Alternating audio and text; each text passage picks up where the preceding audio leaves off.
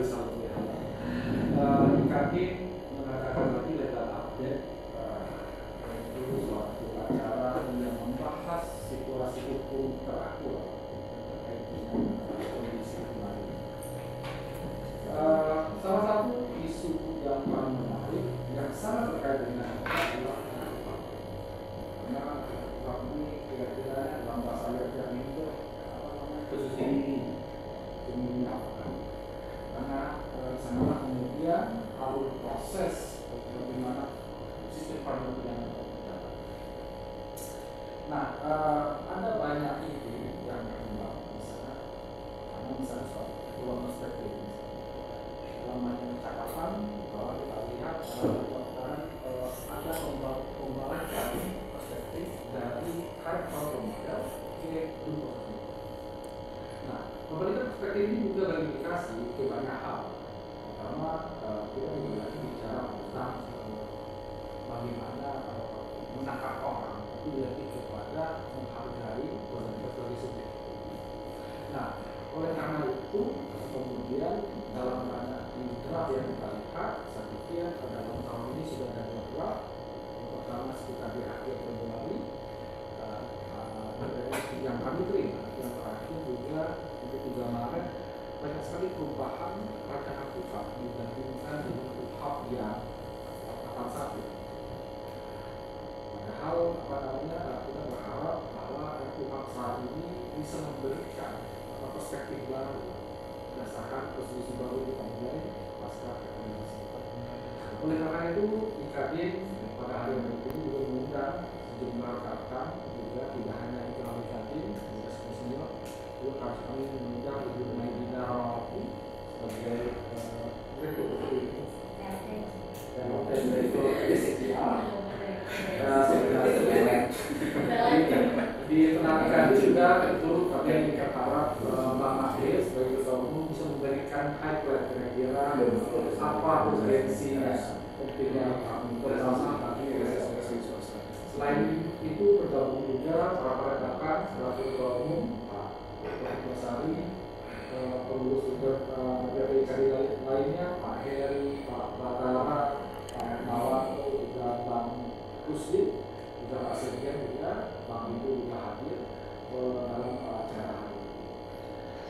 Saya tidak mau berpanjang banyak, mungkin saya ini antara awal saya minta Bang Adi memberikan highlight apa isi personal itu.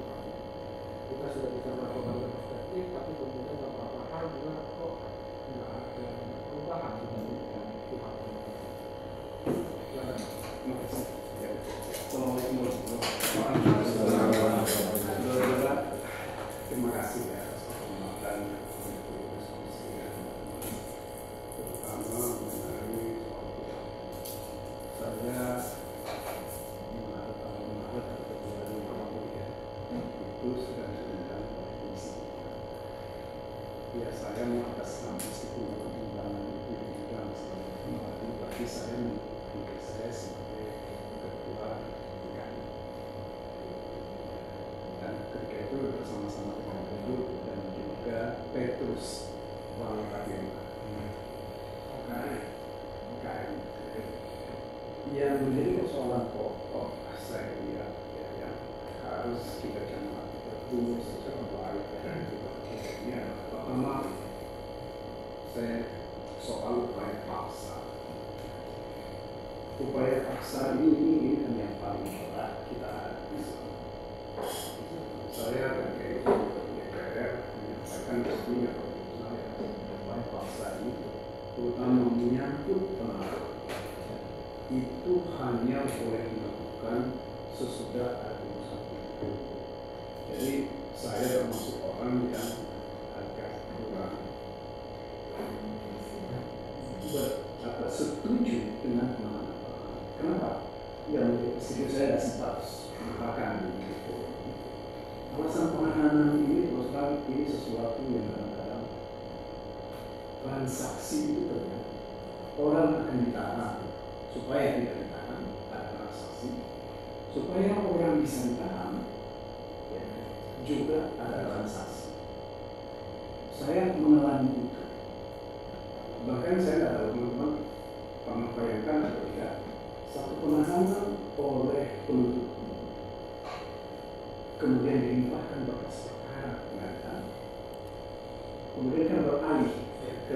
majelis.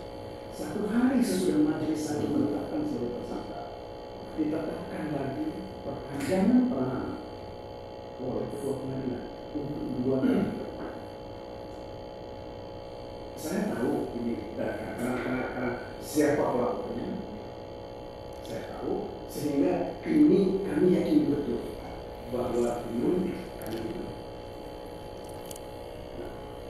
penggunaan upaya paksa seperti ini, termasuk kemudian ujungnya adalah supaya tercover misalnya, ini yang paling berpengaruh. Jadi sehingga saya berpikir bahwa upaya penahanan ini yang mestinya ada batasan yang paling ketat, sesuatu yang tidak boleh dilakukan. Itu satu yang saya ingin sampaikan dan juga saya sampaikan. Kemudian yang kedua, kita ini selama ini dalam proses pendidikan secara lingkungan perhatikan tidak. Pendidikan ini lebih banyak tergantung betul-betul dengan pendidikan. Karena itu mereka bikin apa, itu pendidikan yang melakukan. Bahkan sekarang ini ada sesuatu yang saya nggak tahu teman-teman mengalami atau tidak. Dalam perkara Hasto misalnya, penyidik memeriksa 13 orang, mantan penyidik itu 11 kalau saya salah, 2 orang, dan ada 11 itu adalah pegawai.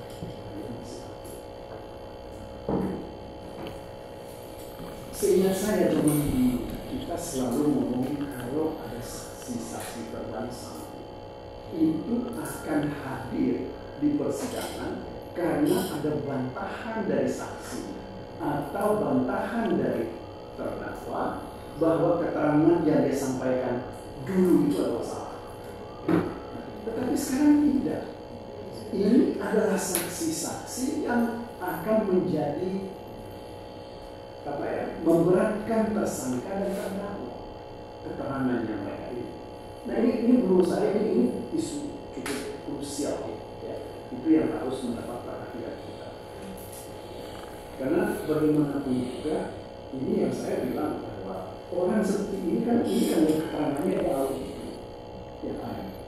Meskipun tidak langsung, karena gimana pun juga apa sih misalnya keterangan langsung yang mereka bisa berikan. Bahkan begitu banyaknya pendapat yang mereka sampaikan dalam keterangan-keterangan. Nah ini isu kedua yang saya kira juga perlu mendapat perhatian secara khusus kita dalam KUHP nanti. Selanjutnya soal hakim pengawas. Kayaknya ini yang mereka tidak suka. Banyak yang tidak setuju dengan hakim pengawas ini. Saya ketika di DPR kemarin saya tidak mau menyebut betul sebagai hakim komisaris. Dan sepanjang yang saya tahu polisi dan kejaksaan sangat tidak suka. Saya menggunakan hakim pengawas karena ini yang dipraktekkan di Prancis. Ya. Di Prancis itu dipraktekkan hakim pengawas. Nah ini saya kira sesuatu yang perlu karena kawan-kawan, kenapa saya berpikir seperti ini? Saya ingat betul ada satu undang-undang di Belanda yang mereka sebut Financial Penalties Act. Pada undang-undang ini mungkin saya nggak tahu apakah ini kita bisa sebut sebagai upaya seperti pemaafan di awal atau mengapa.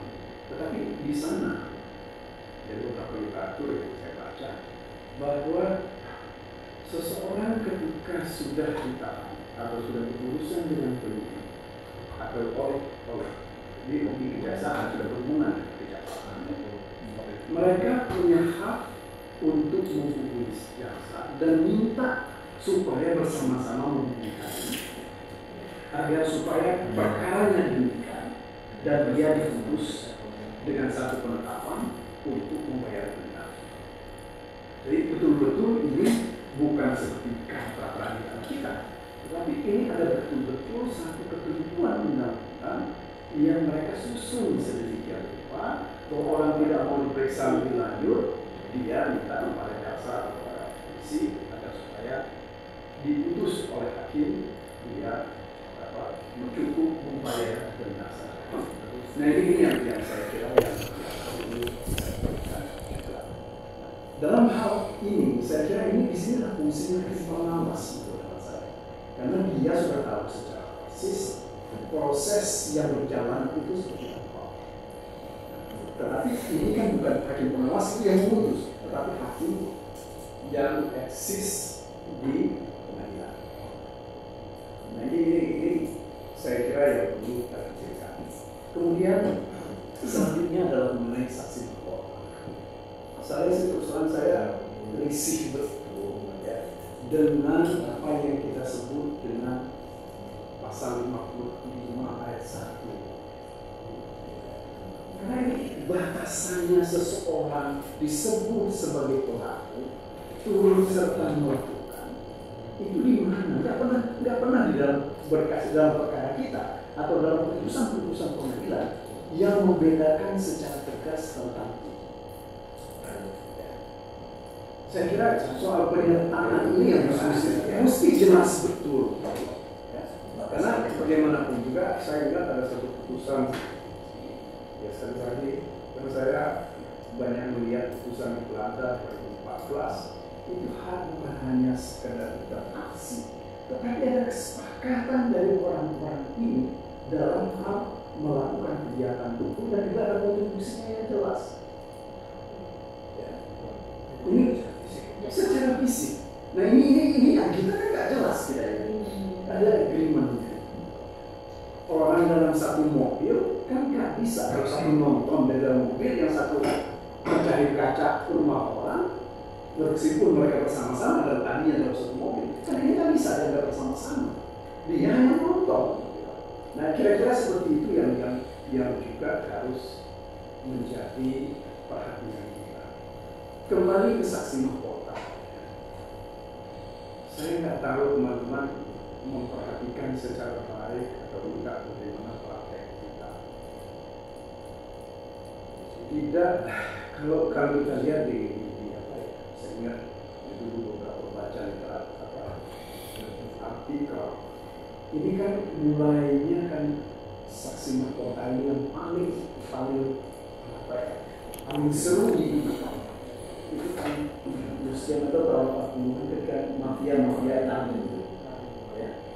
Nah itu kan yang saksi mahkota ini yang banyak sekali digunakan. Tetapi kan kalau saya keliru di Belanda itu adalah saksi mahkota. Nah saya kira ini yang juga harus kita pikirkan. Bahwa nggak boleh ada saksi mahkota ini. Karena begini kan ya.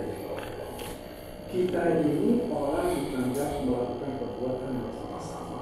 Karena ada saksi mahkota bahkan split. Ya, split single. Padahal mestinya kan mereka bisa diadili secara bersama-sama. 10 orang atau 15 orang diadili bersama-sama.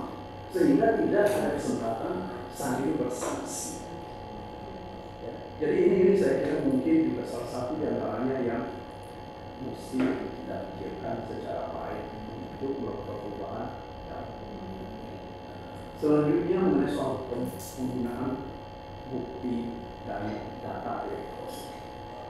Kita nggak pernah tahu sepanjang saya tahu karena yang sekarang ini kan sepanjang saya ikuti dari kegiatan-kegiatan persidangan umumnya KPK yang menggunakan data-data elektronik. Bahkan meskipun memang Kejaksaan Agung juga sudah menggunakan itu, tetapi kan kalau KPK lebih banyak berasal dari hasil penyidikan. Saya kasih contoh di atau gimana pendapat teman-teman. Dalam perkaranya Hasto yang namanya Harun Masiku itu tanggal 8 Januari itu dia sudah disahkan. Dia sudah disahkan, tetapi karena katanya diberitahu oleh ada seorang seorang satpam dari PDIP, kemudian dia melarikan diri. Nah, satu ketika pada hari itu dia masih terdeteksi saksi dari ini berada di Jalan Cucuria. Tetapi kemudian hilang sejak ketemu orang ini karena katanya handphone itu sudah dihentikan. Tetapi orang yang dia temui ini bersama-sama juga berada di pada waktu kemudian. Akan tetapi kemudian hilang, tidak bisa ditemukan. Inilah yang dikatakan bahwa keberadaan Harun Masiku bahkan juga keberadaan Hasto ada di PTIK. Ya, saya nggak tahu ini mungkin orang BTS nanti yang bisa menjelaskan itu. BTS itu satu BTS itu bisa melingkupi berapa radius berapa ratus meter atau berapa kilo, sehingga orang diketahuan orang itu ada di sini. Nah, penggunaan data elektronik seperti ini bisa nggak kita jadikan ya, bahwa orang ini memang ada di situ dan dia pergi atau mau dimatikannya handphone dia sehingga tidak ketahuan tadi karena ada orang lain yang memintakan. Nah, ini masuk ke obstruction of justice. Penghilangan, ya bukan penghilangan barang bukti kalau ini istilahnya mereka. Dia itu menghilang karena diperintahkan untuk menghilangkan mematikan telepon dan seterusnya. Dan ini saya kira juga mesti kita pikirkan, kita lihat untuk secara baik nanti dalam kita. Lantas selanjutnya soal penyelesaian perkara melalui restoran. Saya kebetulan lalu menangani satu perkara yang membuat saya agak seru tetapi tidak enak. Itu perkara landak di Bali. Ya. Menurut hemat saya, seandainya mereka mau peraturan restoran justice, nggak akan ada perkara seperti ini. Hanya saja kenapa? Ketika kita ngomong di pers, mestinya itu yang dilakukan. Yang dijawab oleh kajian dan juga diteruskan oleh Kapus Penkum nggak mungkin bisa dilakukan restoratif karena ini menyangkut hewan. Saya bilang ini orang nggak baca. Di Amerika, saya 4 tahun ada satu peristiwa orang punya anjing dan dipelihara sudah lama. Ketika musim dingin, orang ini melarang enggak membawa dia masuk menyelamatkan anjingnya sehingga anjing itu pingsan karena kedinginan. Dilaporkanlah ke pihak yang berwajib. Nah, di dalam hal penyelesaian ini apa yang dilakukan oleh orang-orang mereka di sana yang mewakili si anjing ini adalah dokter hewan. Kenapa? Karena menurut putusan itu dokter hewan ini atau dia bisa mewakili kepentingan si anjing karena dia tahu kebutuhan sebagai dokter hewan, dia tahu kebutuhan ini binatang ini. Nah, inilah saya kira yang barangkali perlu kita pikirkan karena jangan-jangan karena tidak kelalaian teman-teman itu membaca presiden di tempat lain, mereka ngomongin dulu. Bayangkan kalau setingkat pejabat seperti itu ngomongnya lalu, bagaimana pembaca? Nah ini saya kira yang harus kita lihat secara baik dari TV. Menyangkut restoratif justice ini yang harus kita lihat presiden-presiden di negara lain. Jangan lupa sampai seperti sekarang dan ada peraturan jaksa agung atau apa? Ada perma, betul ya? Yang hanya membatasi 2,5 juta kerugiannya. Dan ini juga yang saya kira mesti jadi catatan kita, karena ya dari beberapa buku misalnya bukunya Zell misalnya atau yang lain itu mereka batasi dalam soal justice. Lantas selanjutnya ini mengenai soal hak tersangka terdakwa itu saja kan kita bukan hanya sekedar berhubungan dengan peradilan. tetapi juga ini yang saya kira teman-teman salah satu yang saya pikir, kalau kita bicara tentang tersangka, ketika kami menguji pasal tentang ini di MK itu, ini kan ada putusan MK itu yang mengatakan bahwa ada pemeriksaan terhadap calon tersangka. Nah, persoalan pokok kita sekarang ini, seseorang jadi calon tersangka itu sejak kapan? Kan nggak pernah jelas. Hukum hak kita nggak menjelaskan itu. Teman-teman di MK pun juga tidak menjelaskan kapan itu calon tersangka. Kalau kami selama ini, saya pertama dengan menggunakan, selalu menggunakan term ini. Kalau untuk pra-peradilan adalah ketika orang itu diperiksa sebagai saksi, dan di dalam pemeriksaan ini sudah dipertanyakan mengenai hubungan dia dan perkara. Dan ini kemungkinan bahwa orang itu akan jadi tersangka ini sangat besar. Disitulah sebenarnya dia sudah menjadi calon tersangka. Meskipun kita kan tidak ada definisi yang jelas, maka MK pun tidak memberikan hal seperti itu. Nah, kemudian soal hak-hak terdakwa juga ini yang harus kita pikirkan. Saya kira ini juga mesti mendapat perhatian yang serius. Karena begini, dalam ada kecenderungan sekarang ini misalnya di dalam perkara korupsi, terutama oleh KPK, antara perkara korupsi dan perkara TPP ini nggak bisa. Jadi satu orang itu bisa diadili 2 kali terkait dengan satu peristiwa. Dengan dua tuduhan berbeda, satu peristiwa dengan 2 tuduhan. Ya. Jadi yang pertama dia akan diadili dengan dakwaan korupsi atau suap. Nah, kemudian sesudah ini terbukti, dia nanti akan didakwa lagi dengan TPP.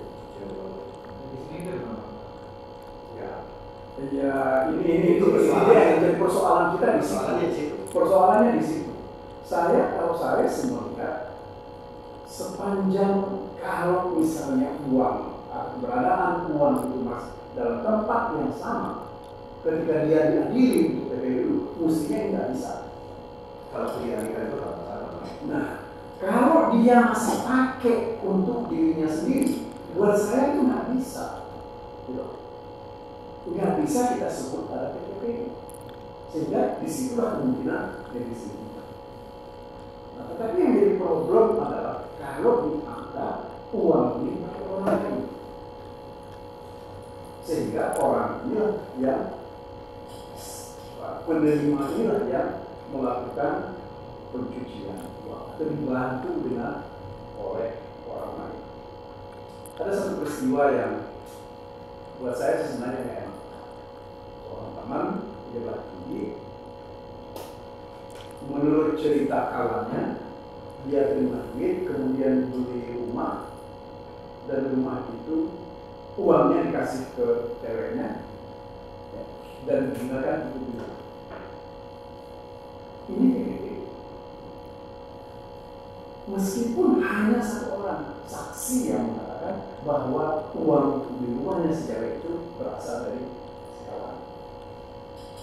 Tapi mana predikat lainnya itu masih jauh. Belum ada yang bisa dibuktikan bahwa ada predikat lain. Nah, ini hak terdakwa seperti ini akan diadili dengan, karena dari satu peristiwa diadili 2 kali dalam 2 perkara yang berbeda. Ini yang saya kira mesti juga mendapat pikiran kita. Yang selanjutnya saya kira ini soal peran advokat. Nah, ini dia.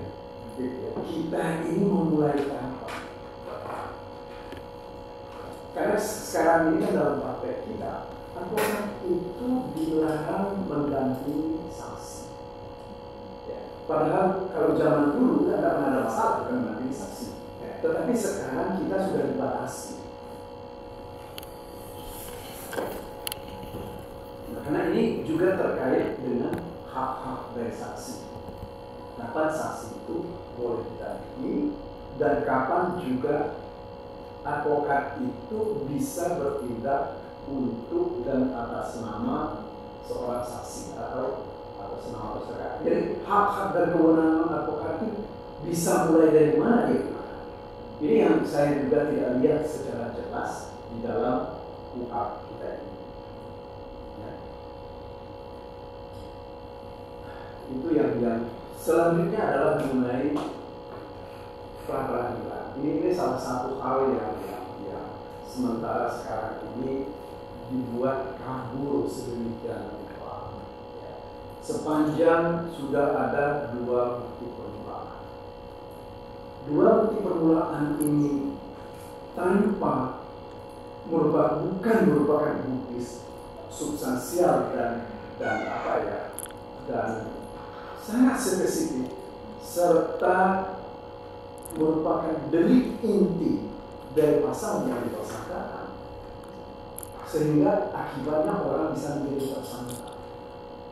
Nah ini juga yang harus kita pikirkan.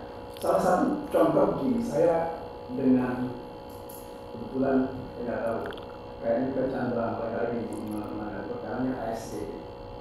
ASDP itu candera kami perkara pihak yang swasta.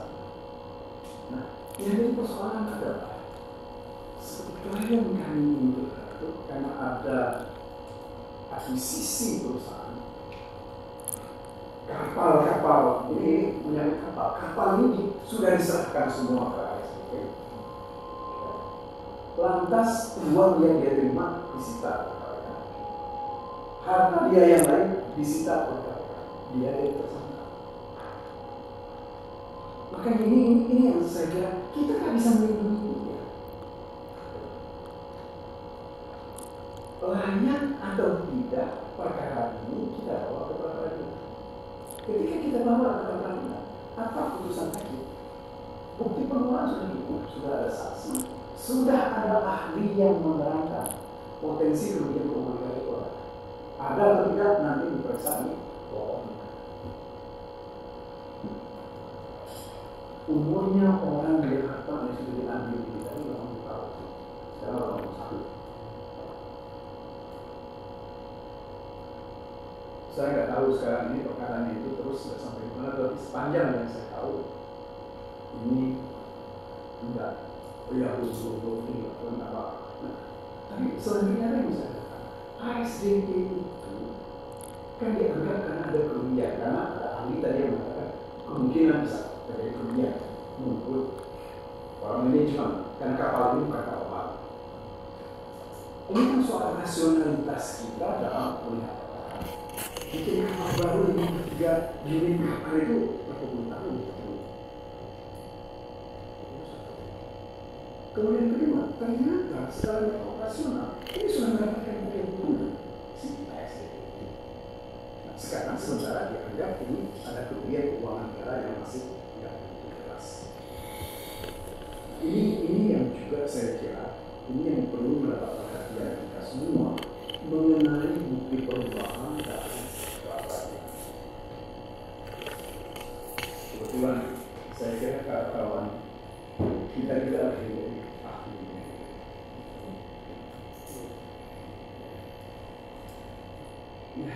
Saya kira itu yang bisa pokok-pokok yang bisa saya sampaikan. Karena saya mungkin ada satu lagi ya soal penggunaan bukti.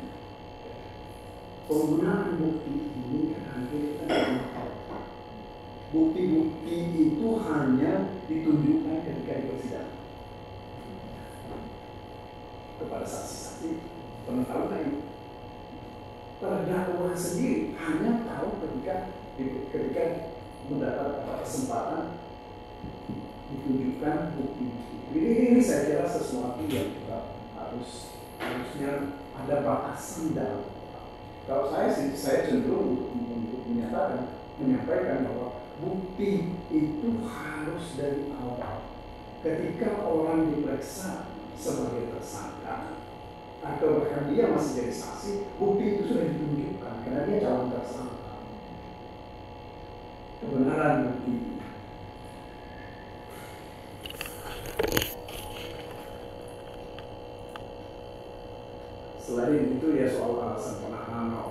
subjektif segala macam itu juga saya kira cuma dari sesuatu yang nggak pernah kita berakhir perdebatan kita tentang itu rasa objektif alasan subjektif. Nah, satu lagi saya kira yang saya ingin minta perhatian kawan-kawan, meskipun tadi sudah saya sampaikan sekilas, secara khusus saya ingin nanti kita cermati betul tentang pendudukan penyidik. Tidak boleh menurut saya, penyidik itu tidak boleh menjadi saksi, kecuali dia sebagai periksa tentang apa yang ditanyakan kepada saksi-saksi. Bukan seperti sekarang. Seperti sekarang kalau dalam perkaranya Hasto itu yang saya katakan ada 11 orang yang masih aktif di KPK menjadi saksi, termasuk salah satu di antaranya adalah menerangkan bahwa dari hasil penyadapan, yaitu tadi orang ini ketika masih ada di jalan cukup, dia masih bisa dideteksi ada pokoknya, tetapi ketika dia bersama-sama orang ini sudah berada di KPK, dia itu tidak tahu apakah dia masih bersama orang ini atau tidak. Tetapi ini saksi mengatakan bahwa orang ini masih ada bersama dia berada di. Nah ini saya kira yang hal-hal yang juga perlu kita mendapat perhatian kita. Begitu sebagai pengantar dari saya. Oke, saya khawatir pengantarnya terlalu panjang. Ini pengantar Pak. Ini juga buku. Sudah buku jadi buku. Bapak sudah mengatakan beberapa hal. Karena dalam prakteknya mungkin banyak hal kita mengaku, tapi dalam prakteknya kita temukan. Tadi Bapak disebutkan seperti pemeriksaan tentang bagaimana soal kualitas saksi. Kita tidak bicara lagi kualitas saksi mungkin definisi saksi, tapi banyak saksi seperti itu. Jadi bicara tentang kualitas, jadi kualitas. Nah hal-hal ini penting untuk dicermati. Mungkin nanti akan banyak ini sebagai advokat, dosen-dosen itu juga banyak advokat di sini yang banyak pengalaman bersama harus misalnya itu. Kami menggunakan minta main karena main adalah PLT dari Asia, karena saya pikir dalam beberapa tahun terakhir mungkin yang paling konsisten ini Asia. Bahkan untuk paling terakhir audit rumah ini kemudian Asia betul saya juga diminta sebagai main dalam percakapan tentang UKAP ini hampir kita berharap ada tadi kalau konsepnya tadi kan habis atau bisa atau dalam bahasa mengenai pengawasan asli. Nah orang menganggap bahwa adanya peradilan ini cukup remote. Jadi ini Pak dalam teknologi pakaikan dan teknologi ini peradilan juga makdir artikel. Iya, jadi banyak orang bicara ini makdir artikel. Jadi tidak orang selalu menjelaskan produknya bapak. Ya termasuk dalam beberapa hal. Jadi yang percakapan saya lihat mengatakan ini kan banyak peradilan meskipun dalam beberapa hal tidak hal ini kan tidak bicara tentang kualitas lagi, tapi bukan hanya formalitas dan mengenai soal standar-standar.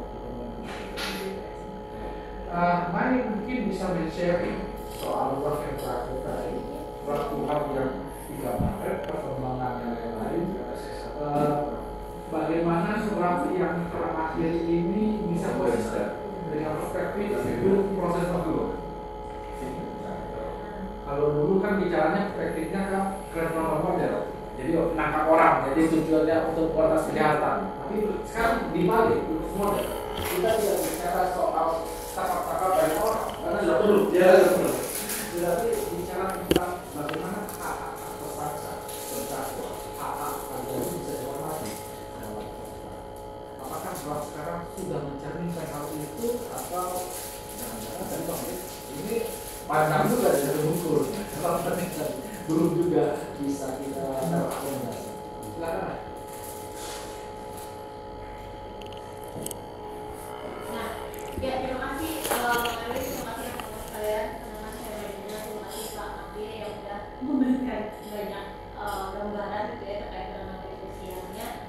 nanti mungkin update sedikit yang tadi Bang Yoni sampaikan. Kalau draftnya sendiri sekarang itu yang terupdate 20 Maret yang official itu versi 20 Maret 2025, yang unofficial terbaru yang kita dapat itu 24 Maret yang pasca pertemuan tepat yang Pak Habib masukin publikasi advokat sama yang pemilihan presiden masuk MJ anggota DPR. Jadi sebenarnya yang official itu 20 Maret 2025 dan yang unofficial kita punya 24 Maret.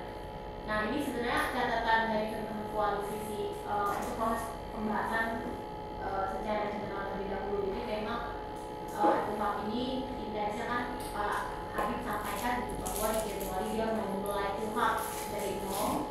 Terus sebenarnya di Januari kita sempat intens untuk pembahasan sama BKD. Jadi teman-teman koalisi itu memang CDR DRSB punya draft RKUHP dan naskah akademiknya usulan dari kami. Kita yang untuk penanganan proses of law, ada hakim komisaris dan ya, kita udah develop dalam bentuk draft. Dan kita sempat diskusi sangat oke gitu ya dengan BKD, bahkan BKD mengexercise tentang kemungkinan masuknya hakim komisaris, ngakusin penyelidikan, dan juga meng-acknowledge pembahasan di draft di RKUHP 2012. Jadi itu sempat baiklah diskusi kita sama BKD. Lalu kemudian juga akhirnya mereka gelar webinar, terus ya udah diundang itu di akhir Januari. Nah tapi kemudian yang agak bolong itu ketika akhir Januari sampai dengan 18 Februari 2025. Jadi 2 minggu itu kemudian tiba-tiba ada paripurna RKUHP jadi usulan DPR. Terus draft belum dipublikasikan dan akhirnya beredar secara versi 17 Februari tanggal 17 Februari. Nah, dan setelahnya Pak Habib sampaikan ini juga akan lama-lama kemudian prosesnya akan berjalan. Saat ini memang mengikuti karenanya pembahasan baru dan mereka punya target Oktober November disahkan. Lalu kalau untuk komponennya sendiri dia ada di draft yang dua itu ada 334 pasal, dan kalau di pemerintahnya itu ada 1570 nomor 3. Nah, catatan dari kita sebenarnya yang paling mendasar ketika kita bicara RKUHP 2020 ini itu sebenarnya ini bahwa akhirnya RKUHP 2020 ini menghilangkan fitur-fitur yang diperkenalkan di RKUHP 2012 lalu. Jadi kita sempat mapping ada beberapa poin progresifnya kan di RKUHP 2012. Misalnya di RKUHP 2012 mengatur bahwa kalau laporan tindak pidana tidak ditindaklanjuti oleh penyidik atau penyelidik, maka kita bisa mengambil keberatan ke penuntut umum. Nanti penuntut umumnya bisa memerintahkan penyidik untuk memeriksa. Kalau nggak diperiksa juga dalam 15 hari, pemohon itu bisa ngajuin jaksa bisa memeriksanya. Jadi Pak Makhlid disampaikan gitu, bahwa harusnya dari awal itu juga bisa terlibat. Dan di RKUHP 2012 itu ada fiturnya itu. Nah tapi di draft Maret 2025 ini dihapuskan. Jadi keberatan kalau laporan tidak ditindaklanjuti itu cuma bisa ke atasan penyidik. Nah ini yang juga paling banyak diskusi di luaran kan, kayak ada akademisi yang nolak kalau jaksa bisa intervensi laporan nanti tumpang tindih. Itu salah satu yang konstelasi antara polisi dan jaksa di luaran. Nah terus kemudian di RKUHP 2012 juga kan semua upaya paksa memang basisnya izin hakim komisaris. Nah izinnya itu disampaikan memang oleh penyidik tapi dengan pemberitahuan penuntut umum. Jadi dari awal proses penyidikan itu memang dibutuhkan sebagai upaya mencari alat bukti, sehingga ya PU masuk di dalamnya dari awal gitu, karena memang konstitusi penyidikan kan untuk penuntutan. Nah tapi itu juga di RKUHP 2025 itu dihilangkan sama sekali. Terus juga yang paling krusial dari Bang Edi sudah sampaikan ada habeas corpus. Tapi kalau standar internasional kan habeas corpus 48 jam. Jadi orang ketika ditangkap 48 jam harus dihadapkan ke hakim. Jadi itu harusnya 48 jam. Nah di RKUHP 2012 itu sempat memperkenalkan tapi dibenahi. Kalau di KUHP Belanda kan ya 4 hari ya, tapi tidak bisa ditahan. Nah tapi di RKUHP 2012 itu sempat memperkenalkan bahwa penangkapan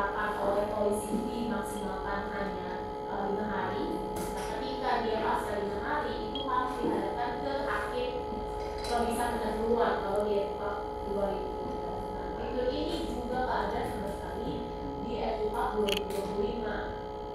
Lalu kemudian juga poin lanjutannya upaya paksa di EKO 2012 itu semuanya yang aktif, permohonannya pun juga bisa ditolak oleh hakim. Nah kalau yang sekarang upaya paksanya sama dengan kondisi existing kalau diterapkan KUHP 2020. Terus juga hakim pemeriksa pendahuluan di KUHP 2012 itu bilang bahwa dia bisa memeriksa seluruh pelanggaran hak tersangka, berarti terus berhak atas bantuan hukum. Nah kalau di yang sekarang nggak ada kan gimana hukumnya kalau pelanggaran hak tersangka di luar objek dari pra-peradilan. Nah jadi gambaran besarnya sebenarnya RUHP 2025 ini tuh menghilangkan sejarah pembahasan RUHP 2012, dan kalau kita boleh, kalau teman koalisi mendefinisi ya RUHP 2025 itu KUHP existing ditambah peraturan internal. Nah di mana teman-teman banyak berharap peraturan internalnya fokusnya di pendidikan sama pendidikan.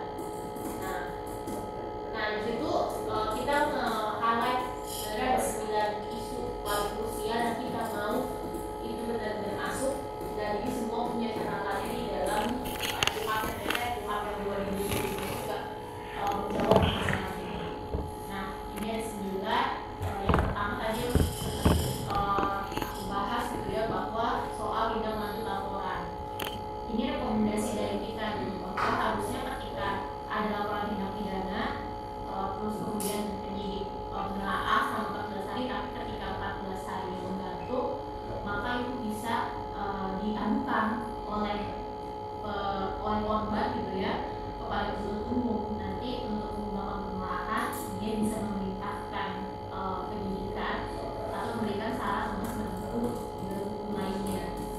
Nah ini tuh untuk menjamin sebenarnya kita mau memperkenalkan gimana caranya kita bisa menunjukkan pengawasan yang berjenjang. Selama ini kan akhirnya kayak yang sekarang terjadi. Sekarang malah ada prakteknya warga ngehukum kantor polisi gitu ya, karena laporan sudah dilaksanakan, terus kemudian ada tindakan dari penyidik. Nah kita mau kan harusnya ini tuh dibuat mekanisme sistemnya tuh kayak gimana, komplainnya kemana kalau kondisi kayak gini. Nah di catatan draft 2012 itu ada komplain untuk ngadu ke penuntut umum. Nah lebih advance, lebih lagi selain itu tuh kita juga dari rekomendasi versi CSO, ketika kondisi ini terjadi selain penuntut umum, hakim komisaris itu kita juga dorong bisa memeriksa keberatan atas adanya pemeriksaan perkara yang mengalami penundaan secara tidak beralasan. Nah ini kan kita mau memperkenalkan bahwa ruang komplain di sistem, sehingga kita nggak mau kayak lagi nggak ngadu yang sosial media, tapi ngadunya ke platform yang disediakan lah oleh sistemnya. Selama ini kan sebenarnya nggak ada kan mekanisme gimana kita secara sistem bisa ngadu siapa. Satu-satunya gugatan di proses pidana kan sekarang cuma pra-peradilan, dan objeknya cuma terbatas, cuma upaya paksa, yang bisa ngajuin pun juga cuma tersangka. Dan dimana kalau statusnya dia nggak jelas, dia nggak bisa ngajuin pra-peradilan pun juga objek pra-peradilannya hanya terbatas upaya paksa, penghentian penyidikan penuntutan. Padahal sekarang ada di penghentian penyidikan, tapi kita nggak bisa tahu komplainnya kemana kalau penyelidikan yang dihentikan. Terus ya itu pun konsep pra-peradilan masih dipertahankan seperti yang sekarang di dalam RUHP 2025 ini. Nah ini yang pertama untuk tindak lanjut laporan. Lalu yang kita mau kita dorong tadi sudah dua Pak Makrik soal hakim pengawas, tapi ya alergi gitu ya, banyak aparat hukum kayak polisi yang nggak sepakat, terus juga anggota DPR pemerintah pun menggunakan alasan bahwa Mahkamah Agung tidak terlalu setuju sebagai alasan nggak bisa kita memperkenalkan judicial scrutiny ini. Nah teman-teman kita juga yang secara itu mendorong bahwa harusnya memang ada jaminan mekanisme pengawasan oleh pengadilan judicial scrutiny, karena memang kan kita mikir gitu ya bahwa ya pengadilan adalah imparsial, dia tidak melakukan penegakan hukumnya gitu, dia nggak ketemu langsung oleh ketemu langsung dengan tersangkanya, sehingga yang membangun sistem scrutiny-nya memang harusnya itu punya pengadilan. Dan kita mau mendorong gitu bahwa seluruh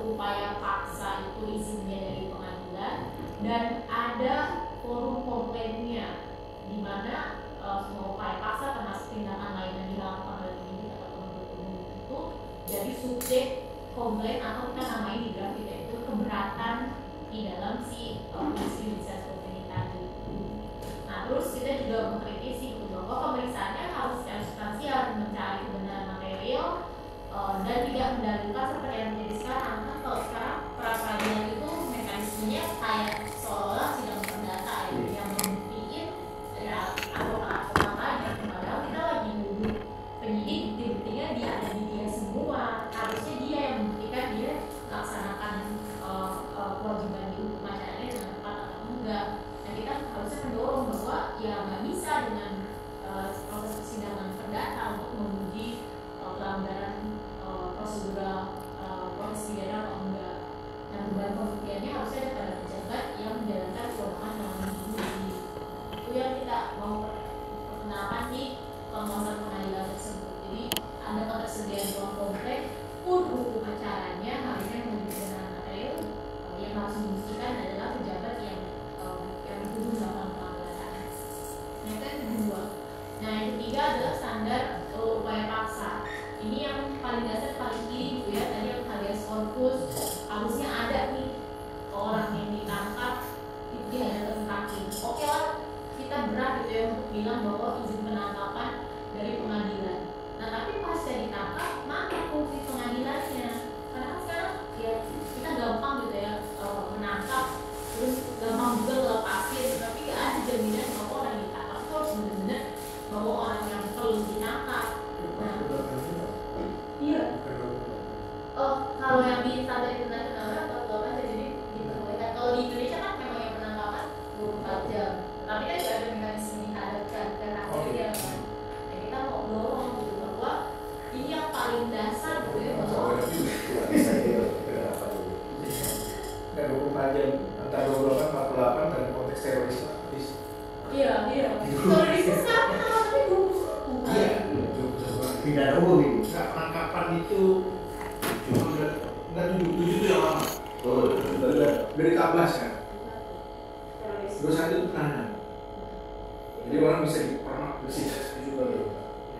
Itu 7 kali 24 yang pertama 16 dan 1. Karena apa? Ya undang-undang 16 2005 itu 7 kali 24. Narkotika dan Narkotika itu 3 awal.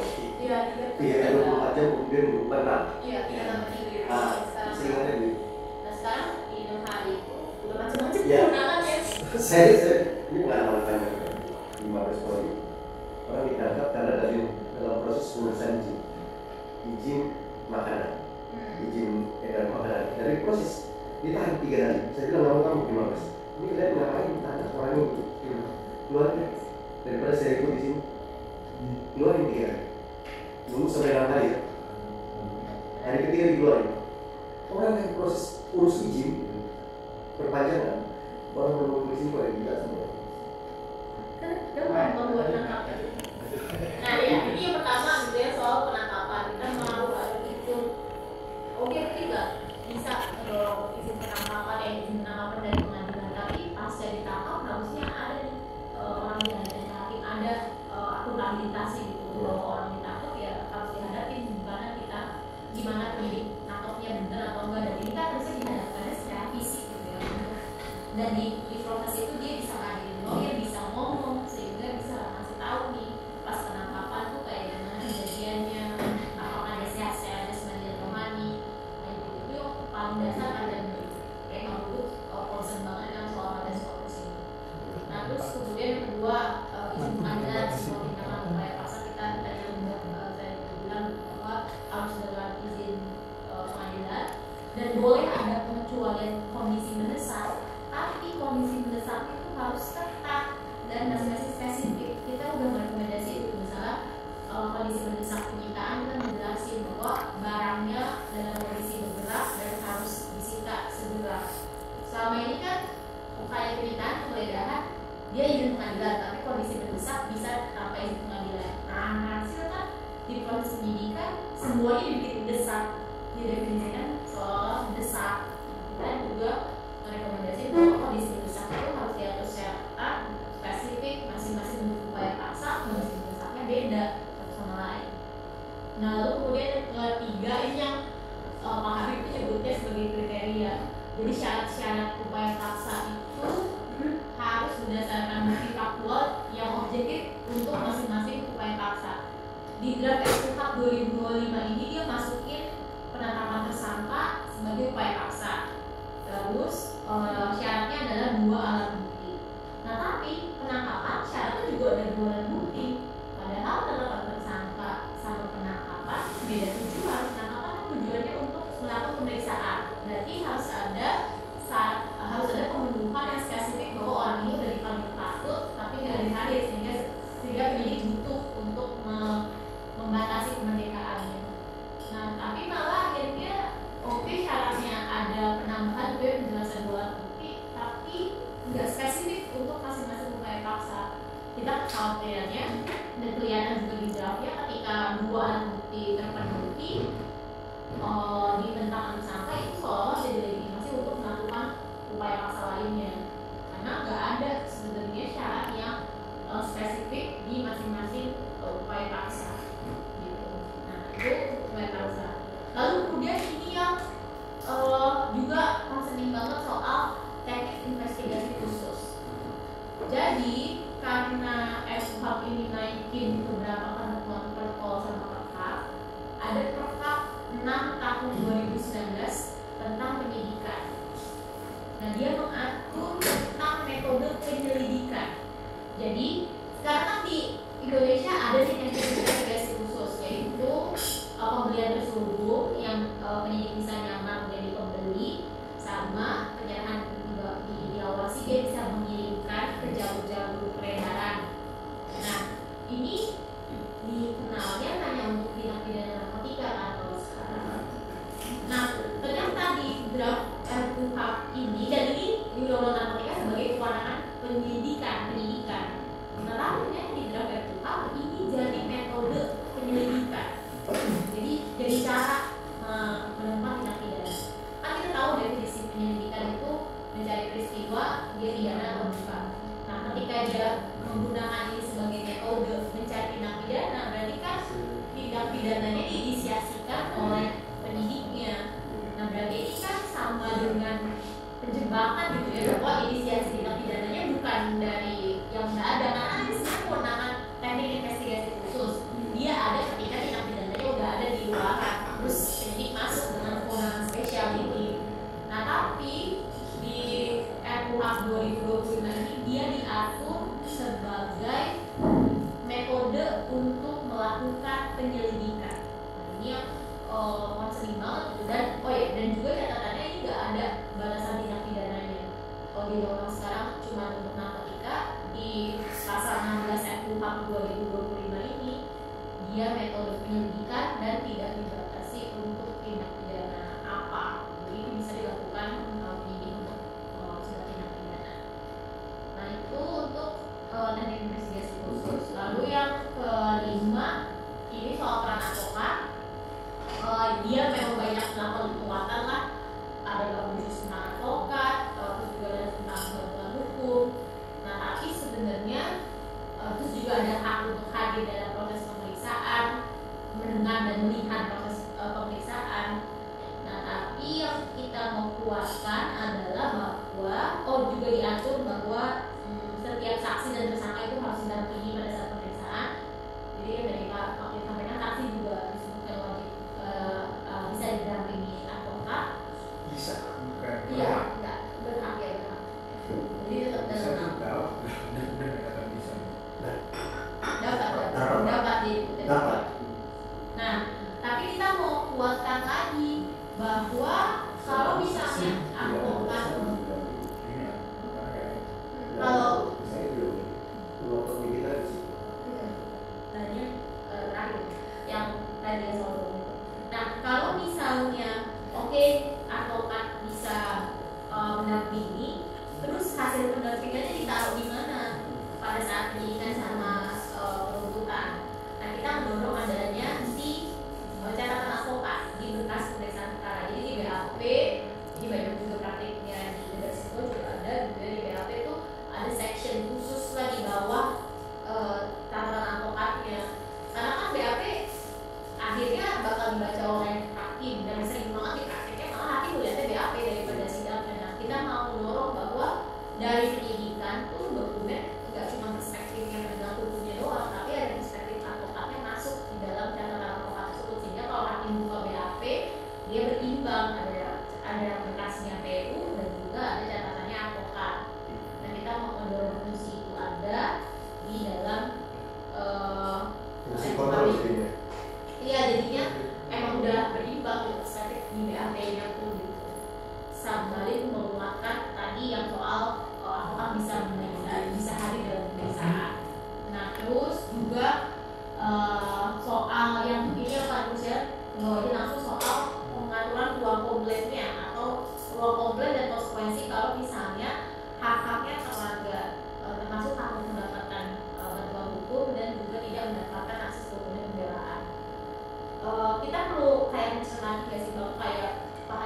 dan banyak anggota DPR bilang bahwa ide besar RUU 2020 ini memberikan penguatan terhadap advokat. Sebutkanlah list haknya. Tetapi kita harus juga ingat gitu bahwa oke, list hak itu bisa diberikan, tapi ruang komplain kalau itu terlanggar di mana? Dengan tidak adanya fungsi judicial scrutiny. Pra-peradilan masih sama, yang bisa maju pra-peradilan cuma tersangka, cuma upaya paksa, dan penuntutan dibuka. Kalau sederhana, kalau keberatannya adalah soal akses dokumen, secara sistem kita bisa maju kemana sih sebagai advokat? Nah ini yang kita terus tekankan dan kita dorong ke teman-teman advokat juga bisa mendukung si judicial scrutiny karena kita butuh ruang komplainnya. Nah sering banget kayak pemerintah anggota DPR saya kemarin diskusi dengan Pak Nasir gitu bilangnya ya ruang komplainnya ke pengawasan internal aja, Kompolnas, Komjak. Kalau lembaga eksternal kan implikasinya ke pejabatnya ya, sedangkan enggak, jadi soal perlindungan hak orangnya dan kita ngomongin soal pelindungan hak, dan kalau pelindungan hak harusnya ada konsekuensi ke kasusnya, misalnya pemeriksaannya dia nggak bisa dipakai buktinya, atau misalnya pemeriksaannya harus diulang. Itu kan makanya harus dibangun mekanisme ruang komplain yang by sistem peradilan pidana, bukan kemudian soal solusinya dengan lembaga eksternal tadi, karena ini dua hal berbeda, kan proses hukum yang masih jalan, sehingga harusnya ruang komplain yang menekan sistem dan ruang komplain itu bisa menghadirkan konsekuensi apa bagi kasusnya kalau misalnya bantuan hukum yang nggak didapat, dokumen yang nggak dikasih ke penasihat hukum. Nah itu yang kita dorong nih untuk advokat, karena kan kayaknya seolah-olah advokat itu udah mekanisme kayak pra-peradilan tapi dia keberatannya luas. Kalau di pengadilan, jadi pengadilannya enggak, ini proses penyidikan itu kan ruang komplainnya di situ. Kan mulainya dari situ belum sampai ke area proses keputusan.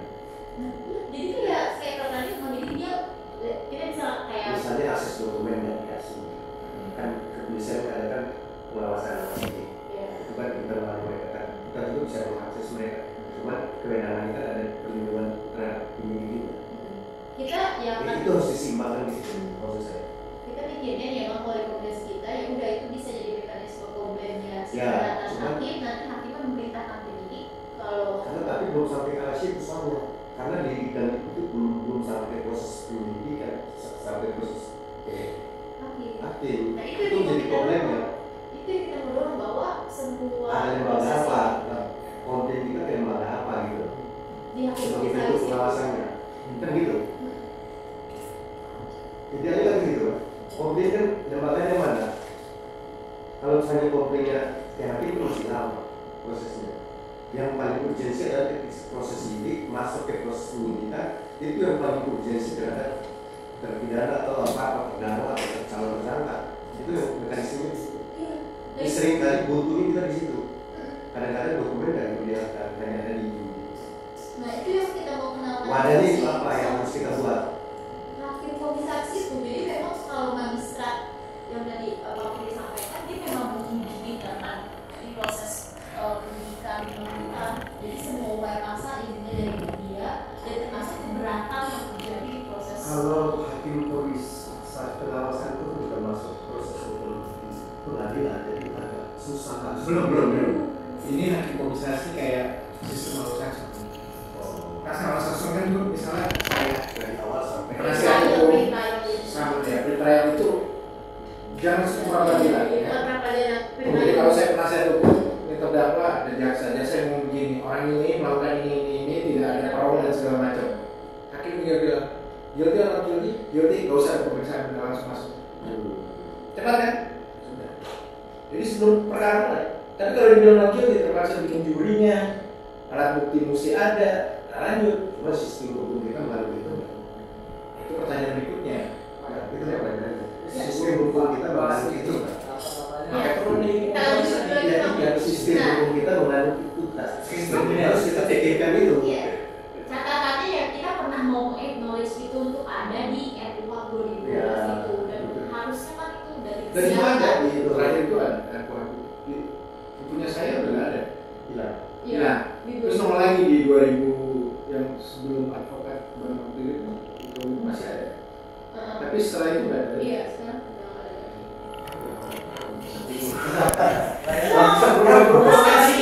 Ya udah deh, kita kalau sistem pembuktian tadi Pak Mahdi sampaikan, kita nggak Kan ketika dimasuk udah berapa kali pembahasannya? Nah ini yang juga krusial soal penyelesaian dua persidangan yang tadi Pak Mahdi sampaikan tentang restoratif justice. Nah sebenarnya kalau kita mau tentang restoratif justice kan memang ada safeguardnya yang harus kita kenal, yang kita harus acknowledge itu bahwa harusnya mediatornya independen, terus mediatornya juga bisa juga mempertimbangkan kalau ada relasi kuasa antara pelaku dan korbannya dan ada safeguardnya. Nah tapi sebenarnya yang mau diperkenalkan dalam ini itu bukan restoratif justice, tapi penyelesaian di luar persidangan. Yang mana itu adalah iya, dan itu kan sebenarnya kalau tadi Pak Mahdi bilang RJ itu tulisannya Watson nggak membatasi karena outputnya nggak cuma penghentian perkara, sedangkan yang dihalu oleh produksinya adalah penghentian perkara.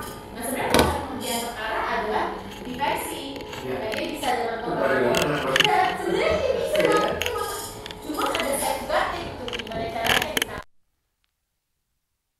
Demikian FGD tentang KUHAP yang dilakukan oleh IKADIN ini.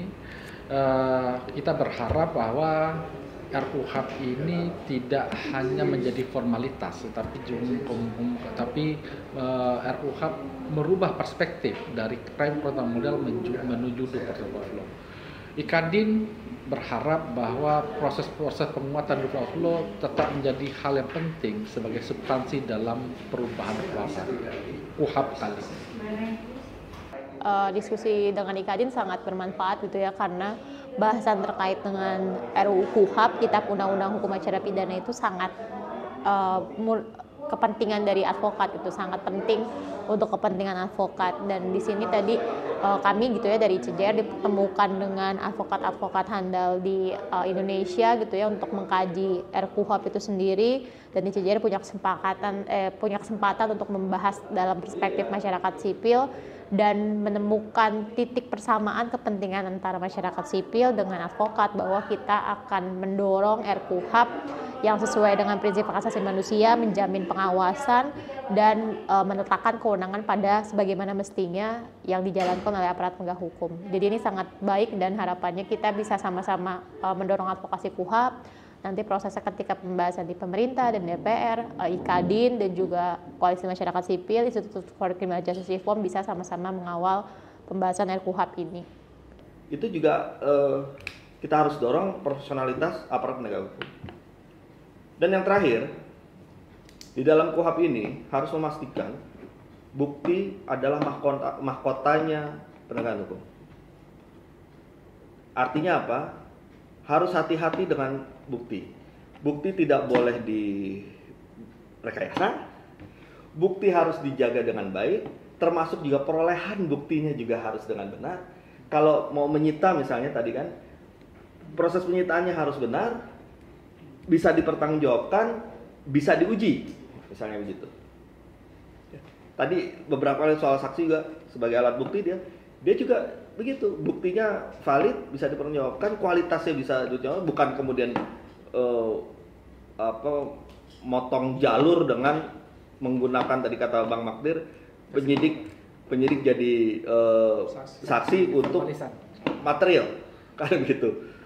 Nah, kualitas saksi, jadi saksi benar-benar jadi mahkotanya penegakan hukum, dalam arti KUHAP ini akan memastikan dorongan ke arah institusi penegak hukum yang profesional. Nah, kalau perspektif ini bisa dibangun, diperjuangkan oleh para advokat, didukung oleh publik, dan bisa diserap oleh pembuat kebijakan DPR dan pemerintah, maka semestinya tidak perlu kita mengeksersis kalau ada permohonan dari aparat penegak hukum, kita cukup bilang bahwa kewenangan sudah cukup. Sekarang kita mau fokus pada bagaimana fair trial ini terjadi berdasarkan pengalaman 44 tahun kita menjalankan KUHAP yang ternyata menghasilkan banyak hal yang unfair trial. Bahwa sebagai organisasi advokat gitu, Karena kalau kita melihat undang-undang advokat, perubahan undang-undang advokat masih jauh.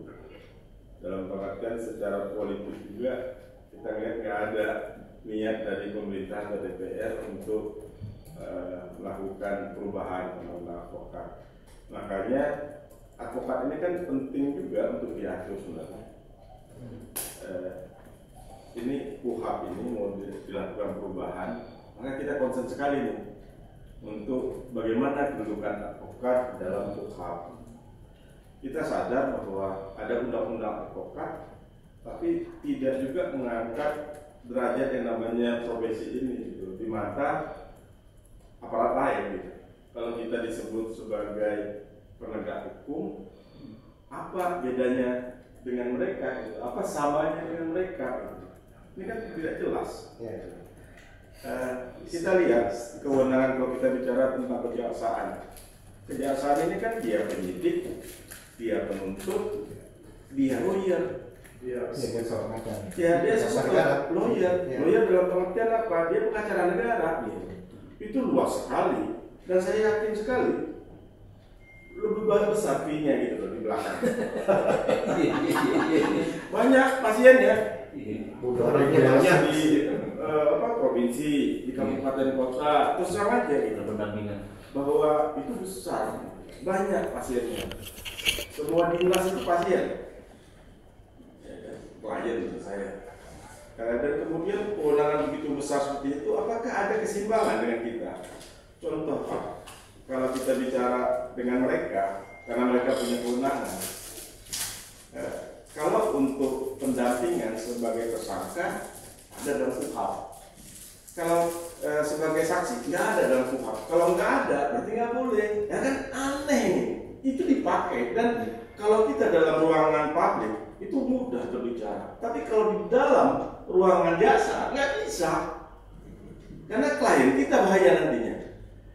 Klien kita merupakan tersangka dalam satu perkara yang pihak lain anggaplah suap, penyuap dan disuap. Ketika dia panggil sebagai saksi, itu dikatakan nggak boleh. Padahal dia tersangka juga itu.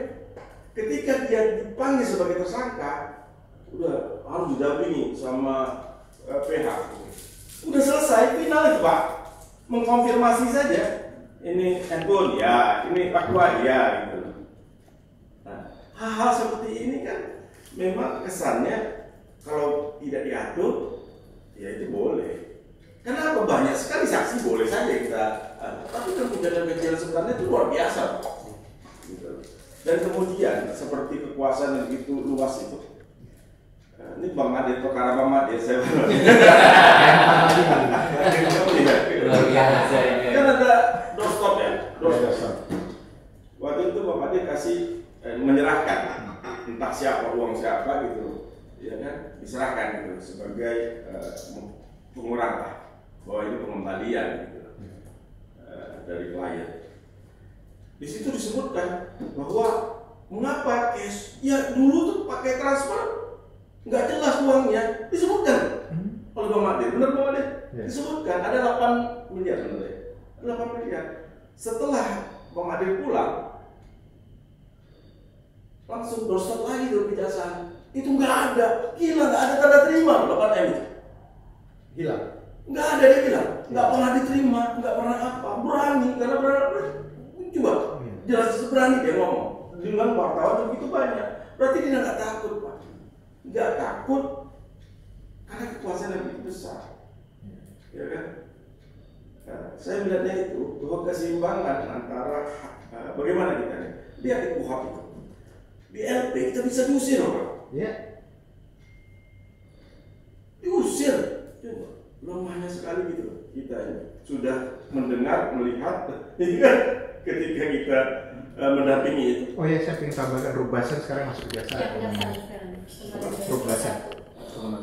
Ya, makanya itu keseimbangan sebagai penegak hukum itu. Gitu. Kalau hakim saya rasa memang harus tinggi, gitu. Secara filosofinya memang harus tinggi. Tapi antara penyidik dengan kejaksaan ini, gitu, dengan advokat, maksud saya itu subjektif karena memang mau lihat advokat ya, karena mereka juga subjektif Pak, pasti mereka rebutan tuh kekuasaan. Ya kita juga harus gitu. Iya.